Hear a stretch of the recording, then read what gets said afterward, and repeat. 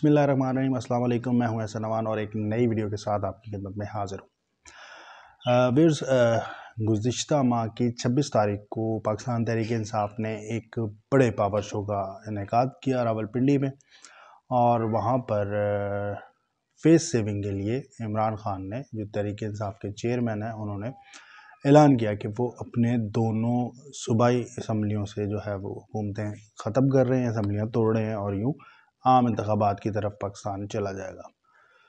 अभी तक की सूरत हाल ये है कि पाकिस्तान तहरीक इंसाफ अपने ही बिछाए हुए जाल में फंसती नज़र आ रही है। एक जानिब इमरान नियाज़ी ने दोनों सूबाई हुकूमतें छोड़ने का ऐलान किया, तो दूसरी जानिब दोनों जो सूबों की हुकूमतें हैं वो असम्बलियाँ तोड़ने से मुतल्लिक कोई वाज़ेह हिकमत अमली सामने नहीं आ रही, बल्कि मुज़ाहमत का सामना है।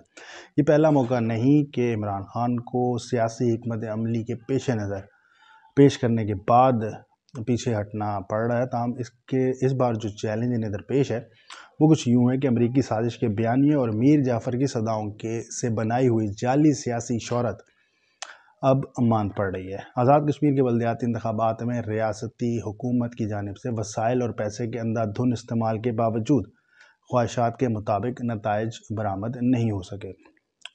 दूसरी जानिब तहरीक इंसाफ में जो टूट फूट का कुदरती अमल है वो भी शुरू हो चुका है। कई बालिग़ुल नज़र और बाशऊर अफराद दूसरी जमातों की तरफ जा सकते हैं मुस्तक़बिल करीब में, और हर इंतखाब से कबल हवाओं के रुख पर उड़ने वाले शॉपर नुमा सियासी परिंदे भी तहरीक इंसाफ या इमरान खान को छोड़ने में कतई देर नहीं करेंगे। इसलिए अगर आम इंतखाबात अपने मुकर्ररा वक्त पर होते हैं तो यकीनन माजी करीब में पे दर पे कई सियासी गलतियों के नुकसानात तहरीक इंसाफ को देखने को मिलेंगे और इस जमात का साइज़ कई गुना घट भी जाएगा। यही वजह है कि इमरान खान अब आखिरी कोशिश के तौर पर फौरी इंतखाबात के लिए सर तोड़ कोशिश कर रहे हैं, क्योंकि इन्हें मिलने वाली रूहानी इतलाआत के मुताबिक शायद पार्टी और अपनी रही सही सियासत बचाने का वाहिद रास्ता यही है कि अवाम को सोचने का वक्त ही ना दिया जाए।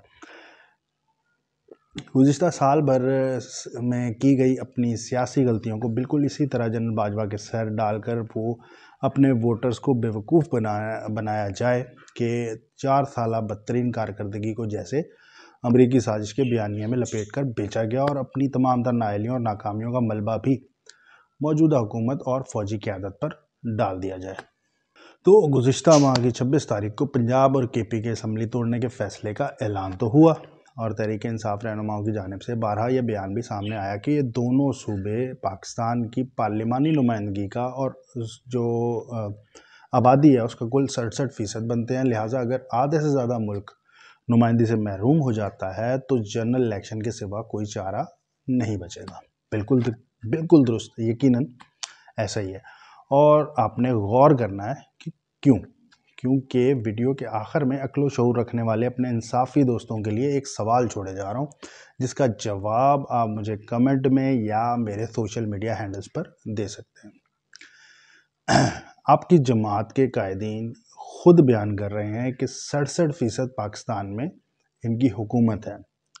ये 1-2 माह से नहीं, बल्कि पंजाब में गुज़िश्ता तकरीबन 4.5 साल से और KPK में तकरीबन गुज़िश्ता 10 साल से पाकिस्तान तहरीक इंसाफ इक़्तिदार के मज़े लूट रही है। तो 18वीं तरमीम के होते हुए गुज़िश्ता 10 सालों में KPK में और गुज़िश्ता 5 सालों में पंजाब में दूध और शहद की कौन सी नहरें बहने लगी हैं, और क्या पंजाब की सूरत हाल शहबाज शरीफ के दौर से बेहतर हुई है या बदतर? इसका फ़ैसला आपने करना है। तो ये भी मैं वादे कर दूं कि ये 67% सिर्फ आबादी नहीं है, ये 67% सिर्फ नुमाइंदगी नहीं है, ये 67% यकीनी तौर पर पाकिस्तान के बजट का हिस्सा भी है। तो जब बजट का हिस्सा इतना बड़ा तहरीक इंसाफ के पास है, उनकी दस्तरस में है, तो कारकर्दगी की जिम्मेदारी वफाक पर कैसे डाली जा सकती है?